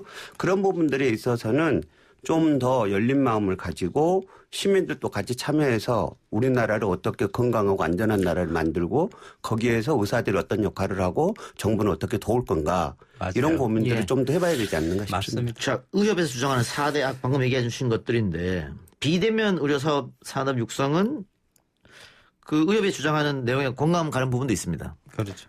저도 맞아요. 그런데 협약 급여화 사업 이게 결국은 한약의 의료보험을 하자는 건데 네. 그 양의들이 한의를 생각하는 그걸 봤을 때 뭐 일면 타당성이 있다고 봐야죠. 다만 공공의대를 신설하는 거 반대, 의대 정원 확대하는 거 반대. 이거는 아무리 생각을 해봐도 약간 이해가 좀 안 되는 부분이 왜 이 부분을 반대할까? 근데 이제 공공의대에 관한 부분도 지금 현재는 공공의대는 전북에 있는 서남대가 폐교됐는데 그걸로 하겠다고 하는 거잖아요. 근데 한 해 한 500명 정도 가까이를 정부에서 하는데 공공의료하고 관계된 의사는 한 49명 정도고 나머지는 의과학자들, 의료 산업화를 위한 그런 쪽으로 해서 한 500명 정도를 하겠다는 게 정부 계획이에요. 근데 이제 우리들이 얘기를 할 때는 우리나라의 의료 공공성들을 강화하자 했을 때는 첫째는 공공의료기관들을 많이 만들어야 되는 거죠. 우리나라는 그렇죠. 이른바 의료자본주의 천국이라고 하는 미국도 공공의료기관 병상수가 20%가 넘어요. 우리는 14%, 12%밖에 안 되거든요. 그래서 공공의료기관을 늘려야 된다. 대표적으로 광역도시들 중에서 이런 공공의료기관 하나 없는 데가 광주예요. 민주인권도시 광주에는 시립의료원이 없어요. 근데 시립의료원이 없으면 사회적 약자나 그리고 이런 감염병에 취약하게 되는 거죠. 그렇죠. 맞습니다. 그래서 그런 부분들을 더 넓혀야 되고 두 번째는 공공의료 전달 체계를 어떻게 만들어야 될 거냐. 이 가운데서 그러면 그걸 전담할 수 있는 공공의료 인력인 공공의료들을 어떻게 만들 거냐. 이런 논의들로 좀 돼야 되지 않는가 저는 개인적으로 맞습니다. 생각드리고요. 맞습니다. 알겠습니다. 하여튼 영업 열심히 하시기 바랍니다. 아, 예. 열심히 벌어야 됩니다. 자, 오늘 주제는 빵입니다. 네. 빵, 우리한테 있어서는 빵이 주식은 아니죠. 주식이 아니죠. 예. 네, 서양에서는 주식일 수도 있고. 그렇죠. 예. 주식이죠. 예. 빵은 언제부터 먹기 시작했을까요? 쌀보다 빠릅니까? 밀재배 역사와 쌀재배 역사가 거의 비등해요. 한 1000년 정도 이렇게 되니까.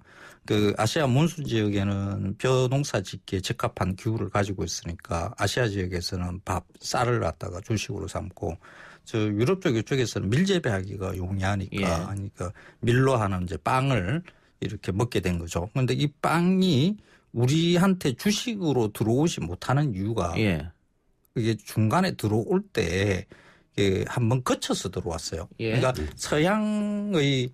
서양에서 주식으로 먹는 빵이 우리한테 곧장 들어온 게 아니라 일본을 한번 튕겨가지고 일본의 물을 묻혀서 이렇게 들어오는 거죠. 지금 우리 한국인들이 가장 많이 먹는 빵들 중에 보면 뭐 단팥빵이라든지 소보루라든지 그런 빵들은 사실 주식으로 삼기가 애매해요. 간식. 그렇죠. 주식에는 사실 단맛을 붙이지 않거든요. 뭐 요즘 뭐 아무 음식에나 뭐 설탕 뭐 퍽퍽 집어 넣지만은 원래는 서양 음식이든 동양 음식이든 주식에서는 설탕 단맛을 붙이는 것을 조금 금기시하거든요. 부식에 붙이지. 그렇죠. 그래서 일본에서 빵을 받아들일 때 주식으로 받아들이지 않고 간식으로 받아들인 거죠. 그래서 단맛의 그러니까 과자 같은 이런 빵들을 많이 만들었고요. 일제강점기에 우리나라의 빵집들이 사실 일본 사람들이 와서 경영들을 많이 했거든요. 지금 오래된 빵집들은 다 일본 사람들이 운영했던 빵집들이에요. 그걸 우리가 물려받았거든요. 그래서 큰 제과회사 같은 경우에도 다 일본 회사가 놓고 간 거. 그렇죠. 그대로 적산으로 받은 게 많죠. 맞습니다. 그래서 우리가 지금 먹고 있는 빵들은 대부분 우리 입맛이 이제 그쪽으로 간 거죠. 익숙해진 거죠. 그래서 주식으로 먹는 빵이 아니라 간식으로 먹는 빵이고 요즘 들어서 이제 조금 유럽에서 주식으로 먹는 빵들이 건강한 빵이라는 그 컨셉으로 동네에 이렇게 조금씩 이렇게 생기기 시작하고 있죠. 조금씩 바뀌는 중이에요. 아니 우리 예전에 빵하고 어른들이 뭐 밥이 되나 그 밥을 먹어야지. 그렇지. 뭐 이렇게 했었잖아요. 밥이 힘이 난다. 밥심. 한국 사람은 밥심. 근데 이게 빵이라고 하는 말이 우리가 지금 빵이 일본말 빵에서 온 거잖아요. 원래 포르투갈 말. 원래는 포르투갈 말이죠. 근데 포르투갈 네덜란드가 일본에서 막부 시대 때 나가사키 일대를 외국인들이 올 수 있도록 그러니까 막부가 지배하는 에도에서 가장 먼데 변방에다가 우리 뭐 서울에서 가장 먼 저 부산이나 전라도에다가 너희 외국 사람들 거기만 있어라. 라고 해줬던 데가 나가사키거든요. 근데 거기서 포르투갈 사람들, 네덜란드 사람들이 빵을 먹으니까 그거 뭐라고 불러? 포르투갈말로 빵이라 불러. 구조도 똑같은 거죠. 그렇게 온 거죠. 그렇죠. 나가사키 짬뽕 그게 거기입니까? 그건 맞습니다. 그 나가사키 짬뽕. 원장님 빵 좋아해요? 아니 저는 빵순이는 아니고 밥순인데요. 근데 그래도 이제 맛있는 빵은 꼭 먹죠. 어디 가면 전주를 가면 풍년제과 가서 풍년제과 빵을 먹는다 할지 아니면 대전에 가면 성심당에서 먹는다 할지 광주에 가면 궁전제과를 가서 먹는다 할지. 근데 굉장히 고전적인 빵들이다. 네, 그런데 맛있는 빵은 아까 황 선생님 말씀하셨지만 우리가 한 10년 이렇게 전에 일본에 가서 일본의 동네에 있는 뒷골목 빵들이 지금 말은 우리 건강한 빵들을 그래서 팔고 있었잖아요. 그랬던 먹었던 빵들을 요즘 들어서 한 4, 5년 전부터 국내에서 먹을 수 있게 돼서 그런 빵들 이제 간혹 먹으러 다니는데 기본적으로 잘 먹지는 않습니다. 저는 아예 입에 안 됩니다. 왜요? 빵, 피자 이런 거 입에도 안 됩니다. 왜요? 그래서 저희 처갓집이 대전인데 그 맛있다는 성심당 빵도 입에 안 됩니다.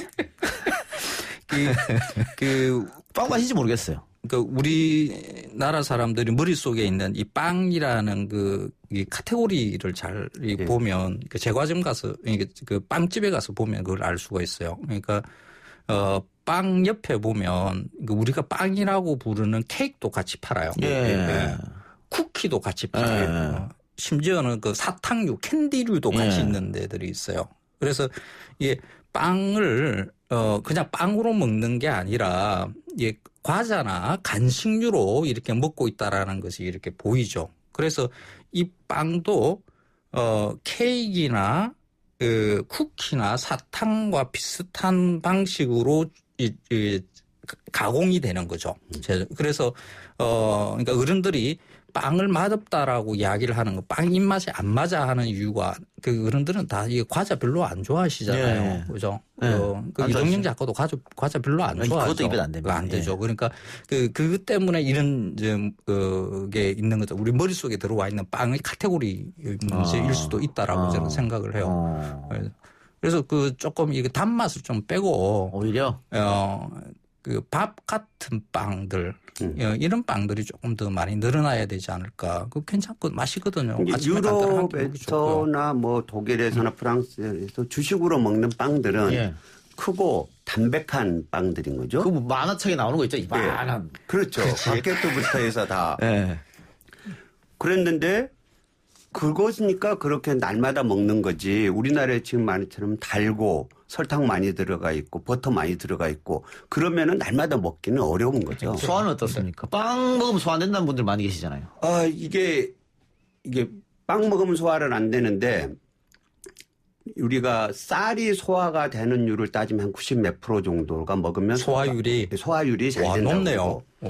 그리고 밀가루도 80 몇 프로 정도 돼요. 조금 낮네. 조금 낮는데 그 밀가루에 제일 문제되는 글루틴이잖아요. 글루틴 때문에 그런다는데. 근데 우리가 보통 글루틴 알러지를 갖고 있는 사람. 별로 없잖아요. 그 사람들이 보통 적게는 1% 많게는 한 2, 3%밖에 안 돼요. 그래서 밀가루를 먹고 밀가루 빵을 먹고 내가 소화가 안 된다.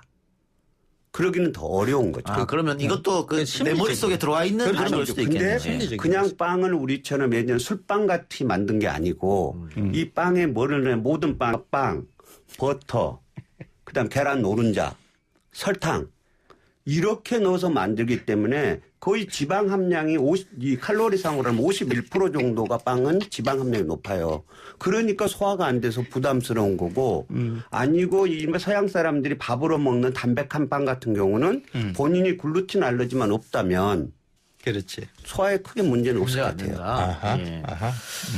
자, 이 빵 얘기하니까 대만 카스테라가 떠오르는데 한때 굉장히 열풍이었지 않습니까? 이 카스테라는 빵이 아니라니까. 빵이 아니에요. 빵 종류라고 아닙니까? 과자라고. 과자류에 포함되고 케이크. 케이크. 그렇게 봐야 된다. 뭐 어쨌든. 근데 이 대만 카스테라가 채널 A의 먹거리 엑스파일에서 뭐 식용유를 많이 쓴다 만들 때 그래서 굉장히 몸에 안 좋은 거다. 이렇게 방송 나가서 카스테라 집들이 상당히 많이 그때 한꺼번에 다 망해버렸거든요. 강교익 선생은 어떻게 생각하세요? 그러니까 이게 카스테라가 아닌데 카스테라는 이름이 붙으면서 발생한 문제거든요. 그러니까 대만에서는 이걸 카스테라라고 부르지 않고 팔았어요.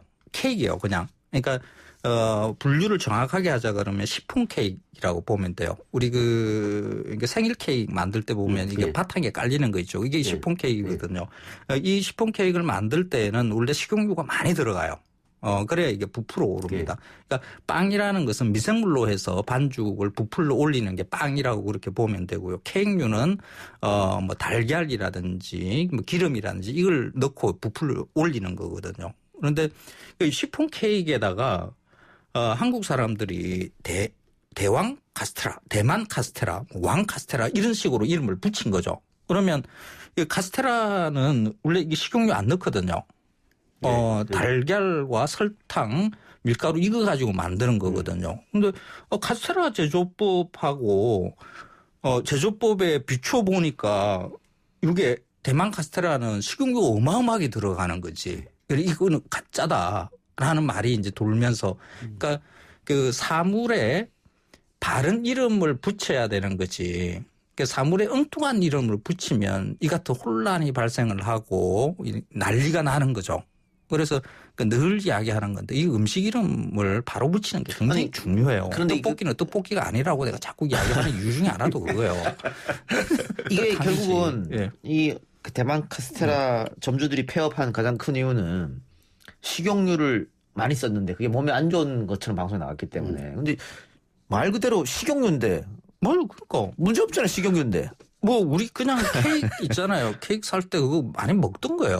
그냥 평상시에 그 시폰 케이크로 우리가 많이 먹던 건데 그걸 카스테라라는 이름으로 부르면서 식용유를 많이 넣으니까 이제 문제가 발생을 한 거죠. 그냥 케이크라고 불렀어야 되는 거죠. 이 문제가 있는 것 같아요. MSG.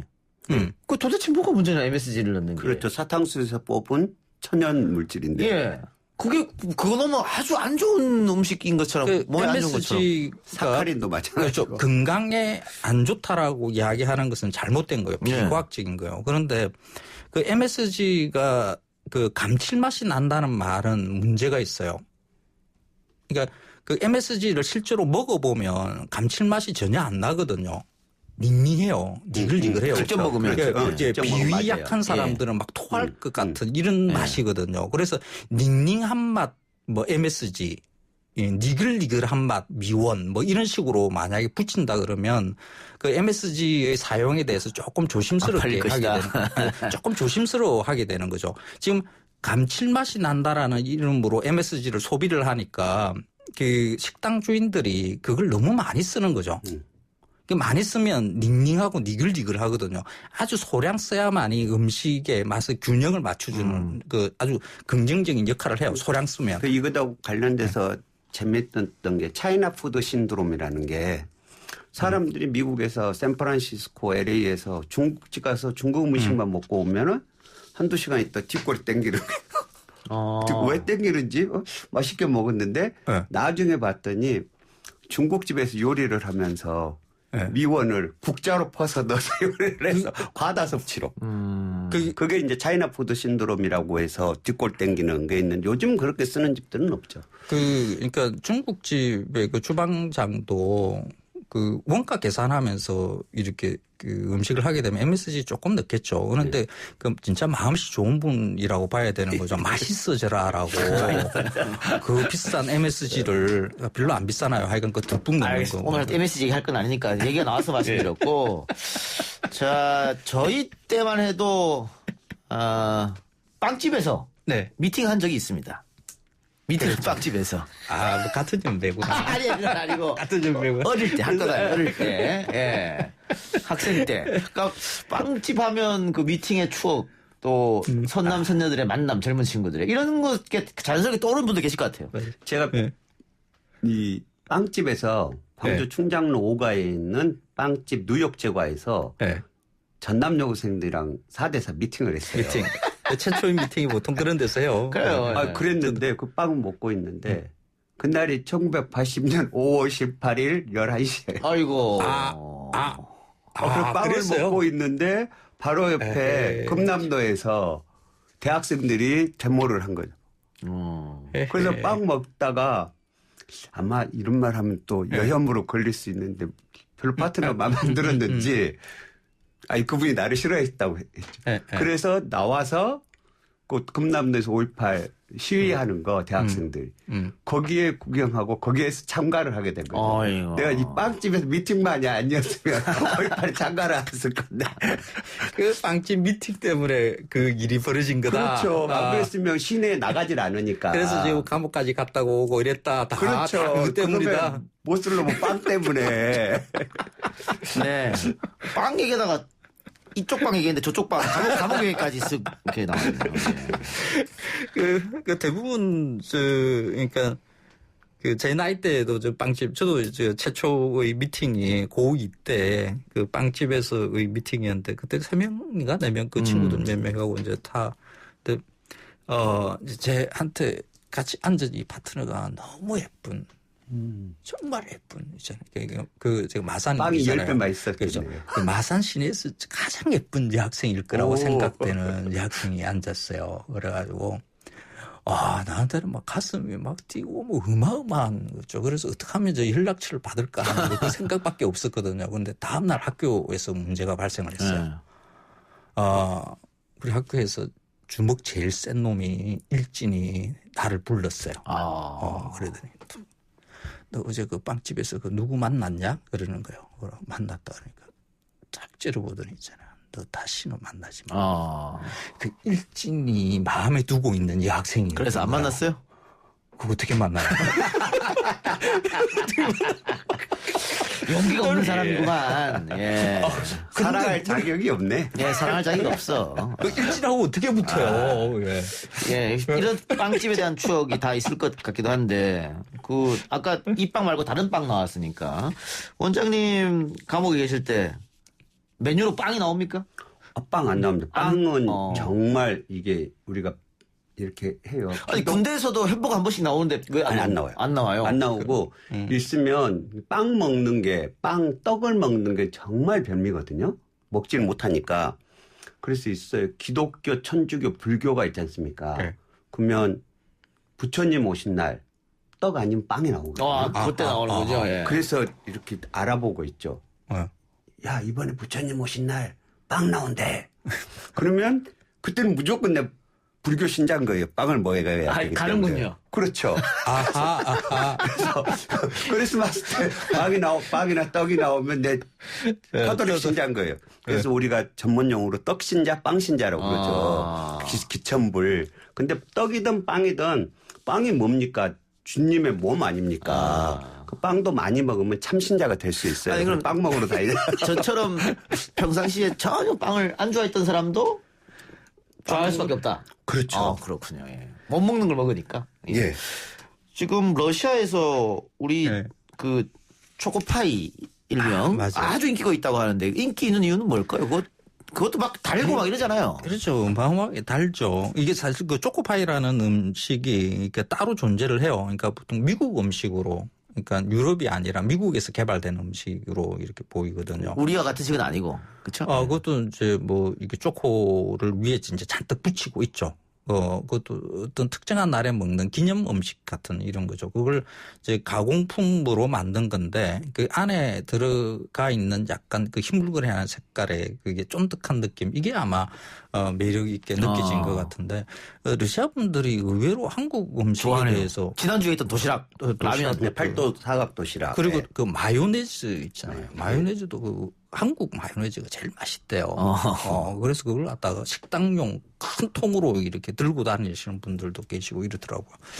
그게 초코파이는 아마 그러니까 그 모양새 때문에, 그러니까 맛보다는 간편하게 한 입 이렇게 쏙 집어 넣는 그 달콤함과 그 부드러움이 주는 그 매력이 아마 그 세계인들한테 다 통하는 것이 아닌가.